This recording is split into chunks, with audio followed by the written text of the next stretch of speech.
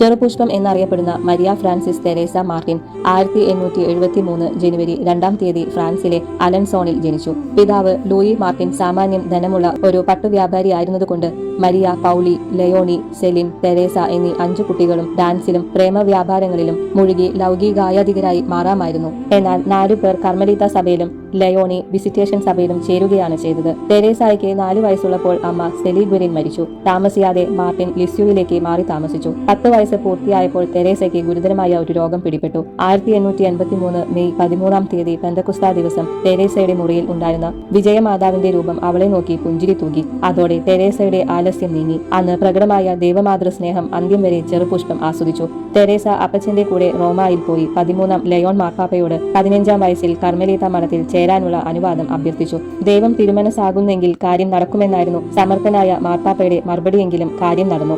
1889 ജനുവരി 10 തീയതി അവൾ സഭാവസ്ത്രം സ്വീകരിച്ചു. അടുത്ത വർഷം സെപ്റ്റംബർ 8 തീയതി പ്രഥമവ്രത വാഗ്ദാനം ചെയ്തു. 1893 മുതൽ ഏതാനും കാലം നവസന്യാസിനി ഗുരുവായി ജോലി ചെയ്തിട്ടുണ്ടെങ്കിലും 24 വർഷം മാത്രം നീണ്ടുനിന്ന ആ ജീവിതത്തിന്റെ അവസാന ഭാഗം ക്ഷയരോഗത്തിൽ കഴിഞ്ഞു. ദൈവമേ, ഞാൻ അങ്ങയെ സ്നേഹിക്കുന്നു എന്ന് ഉരുവിട്ടുകൊണ്ട് 1897 സെപ്റ്റംബർ 30 തീയതി ചെറുപുഷ്പം അടർന്നു വീണു.